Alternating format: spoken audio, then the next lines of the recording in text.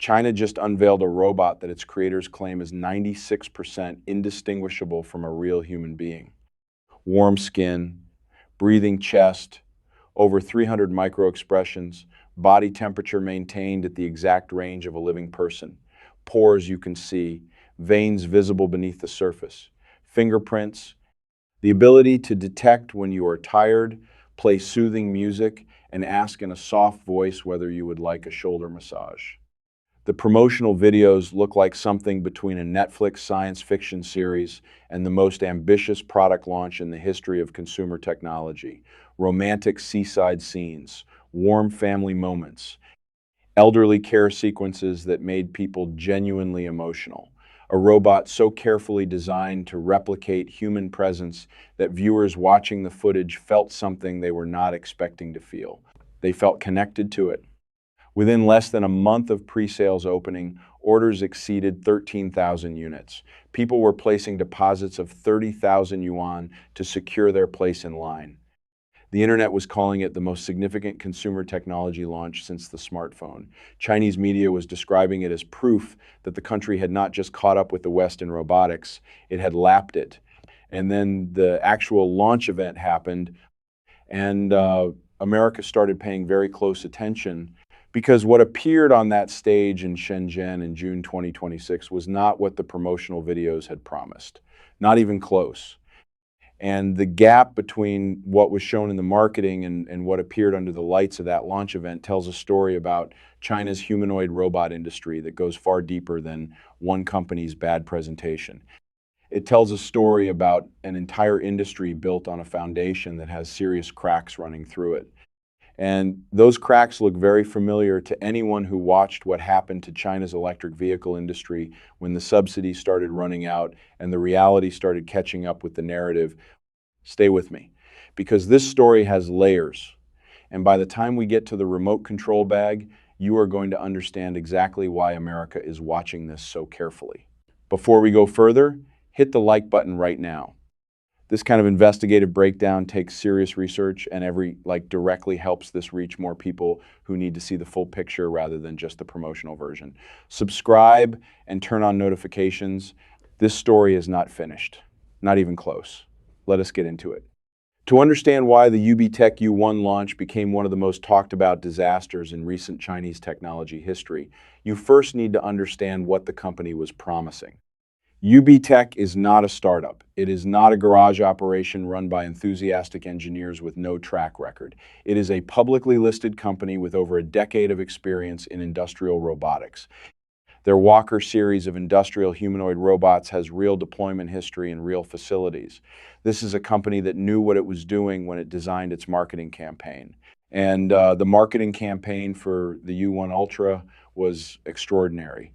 The robot was described as the world's first mass-produced, consumer-grade, ultra-bionic companion robot. The specifications on the press release read like a checklist of everything the science fiction industry ever imagined about humanoid technology. Lifelike skin with visible pores and subdermal blood vessels, more than 300 compound micro-expressions, 88 degrees of freedom across the body, 24 active degrees of freedom, and 64 passive ones, covering 14 core human joints. An emotional AI model capable of detecting the user's mental state and responding accordingly. Support for 3D scanning to customize the robot's appearance, including the ability to recreate specific real people or anime characters.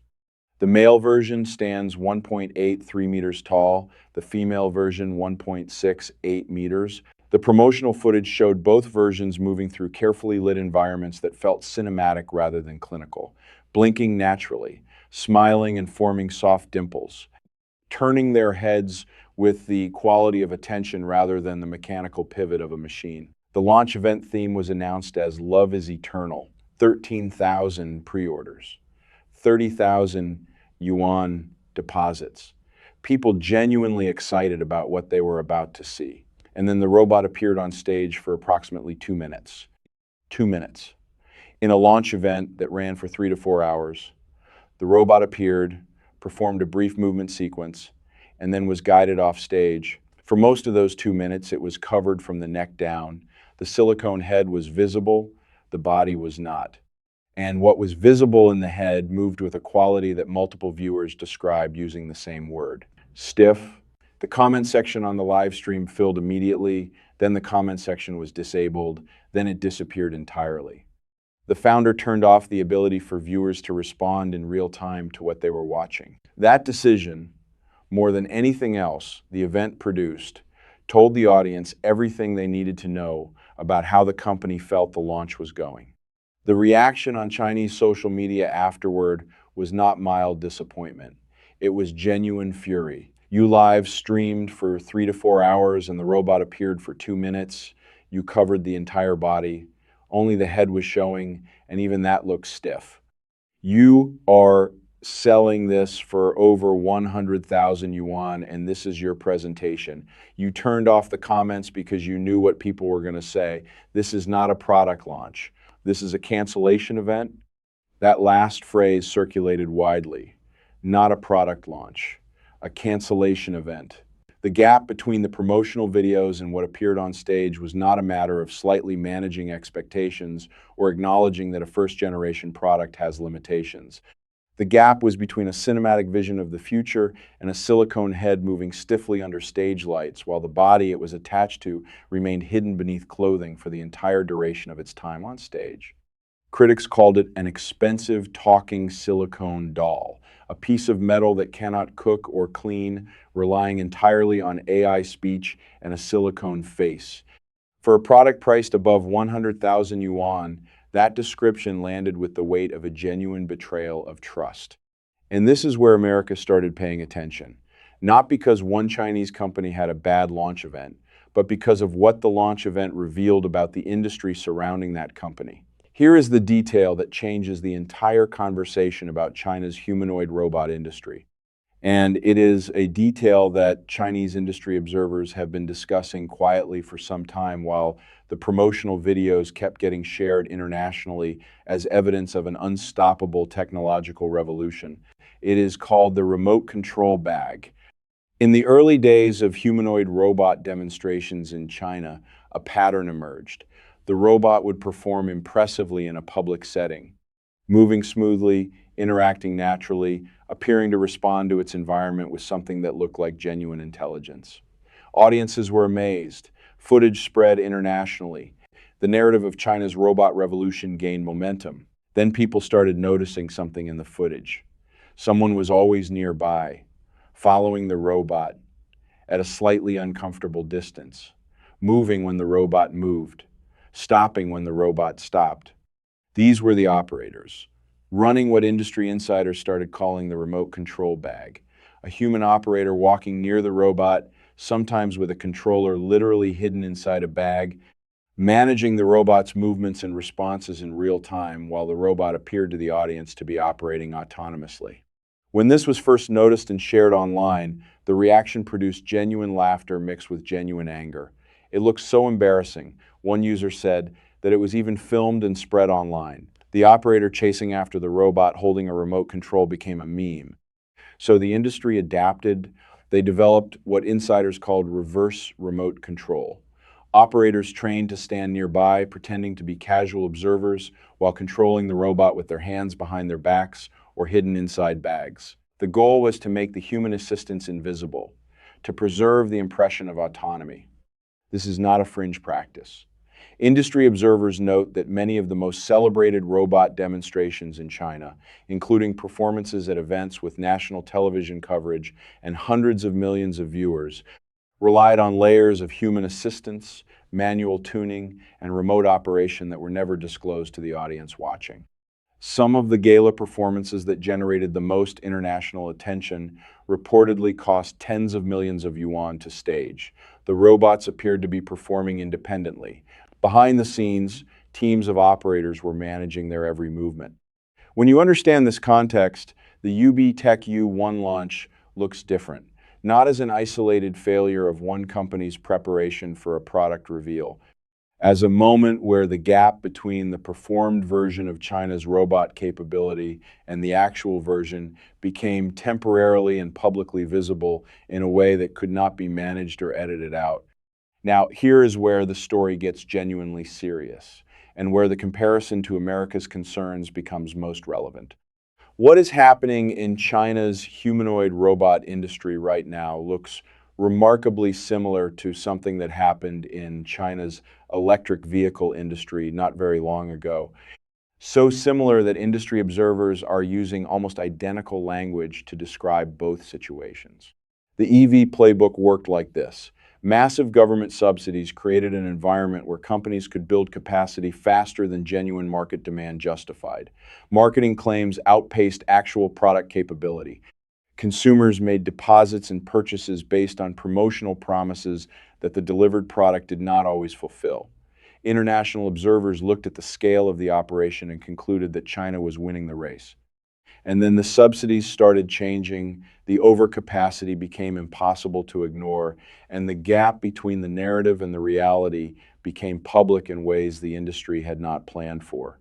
The humanoid robot industry is following the same script with a precision that would be impressive if the implications were not so concerning. By 2025, there were more than 150 humanoid robot companies operating in China. Over half were startups or companies crossing over from completely unrelated industries. Local governments were acting as major buyers, purchasing robots for exhibition halls, demonstration centers, and performance-based projects tied to official achievement metrics. Industrial funds were injecting large amounts of capital. Tax incentives and special embodied intelligence funds were being established in Beijing, Shanghai, and Shenzhen simultaneously. The Ministry of Industry and Information Technology is backing the sector. Special funds exist at the city level.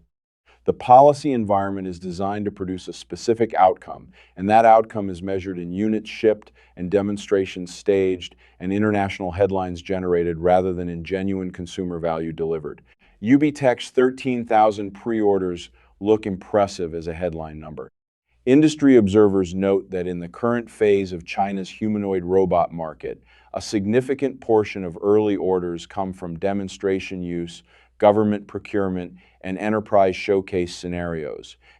Actual household consumer demand is at an extremely early stage and will require substantial real-world delivery and usage data before the genuine market size can be assessed. This is exactly what the early phase of the EV market looked like. Build the capacity, generate the numbers, establish the narrative, then find the real demand. China's National Development and Reform Commission, the country's top economic planning body, has explicitly warned about bubbles in the humanoid robot sector. The Commission has stressed the need to prevent low-level redundant construction and cautioned that technology paths, business models, and application scenarios are still not fully mature.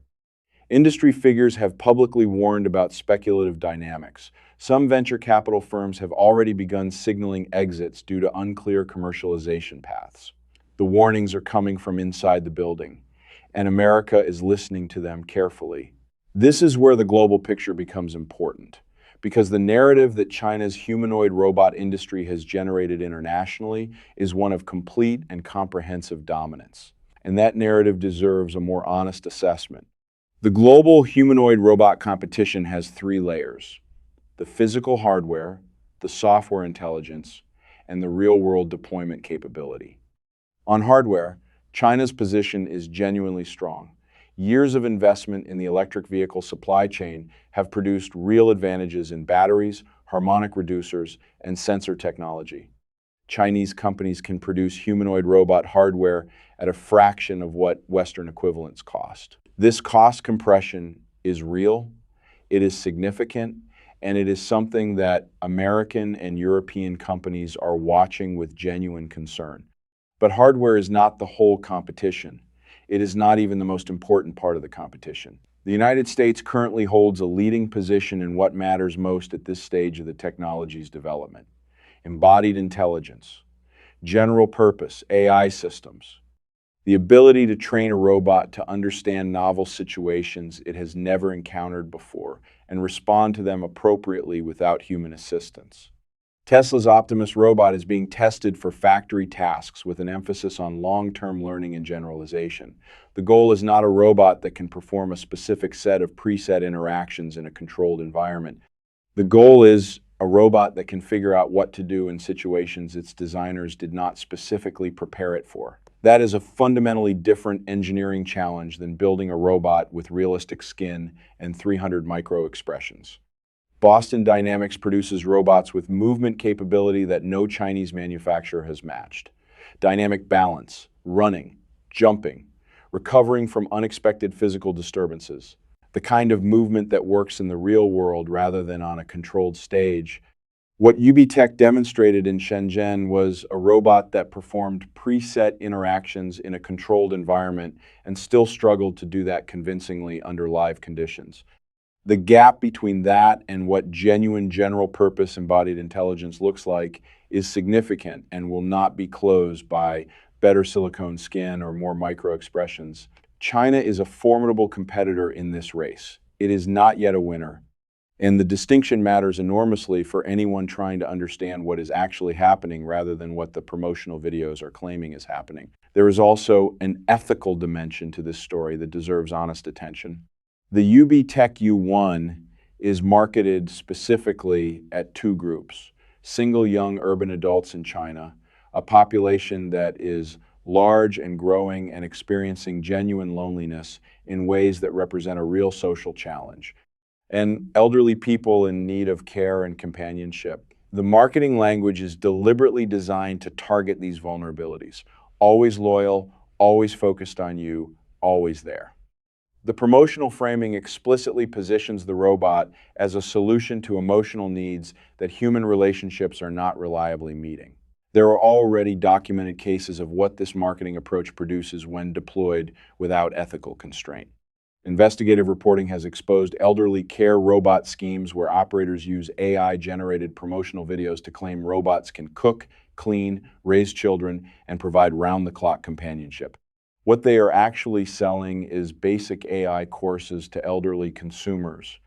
Some of these operations have generated over 1 million yuan in sales, targeting people who could not afford to lose that money and did not have the technical background to understand what they were actually purchasing.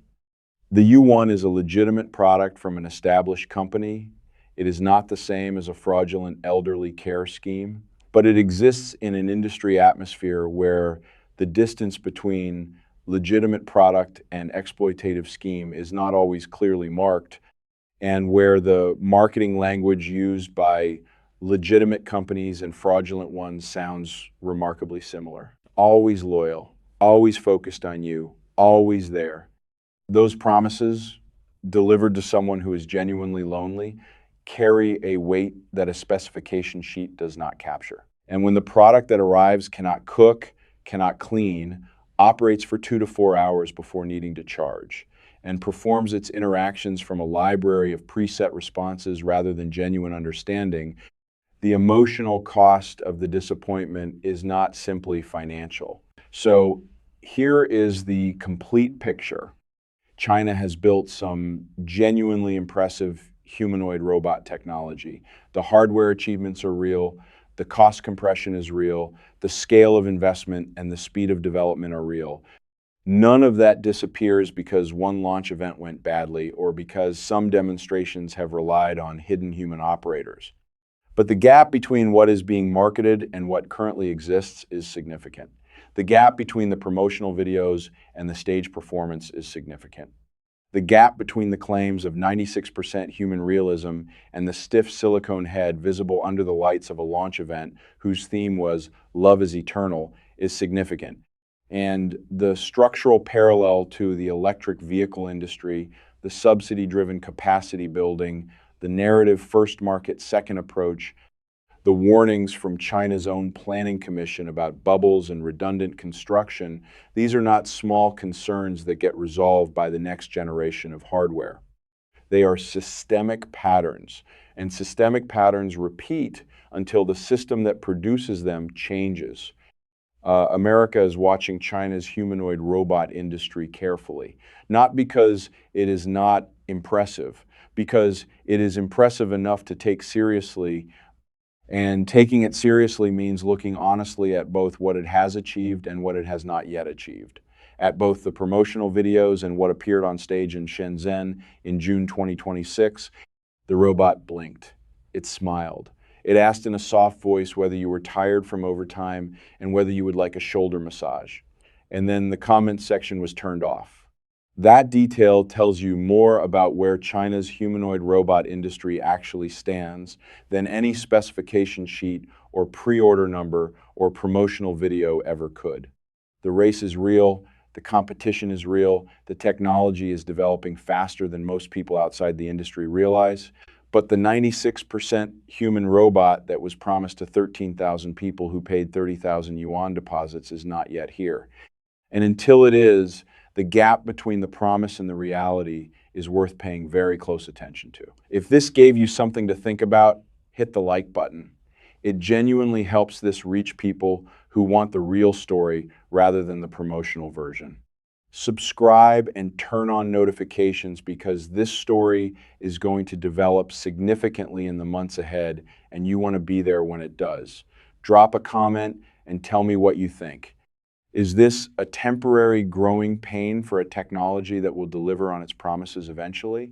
Or is this the beginning of a bubble that ends the same way the EV bubble ended? I read every single one. See you in the next one.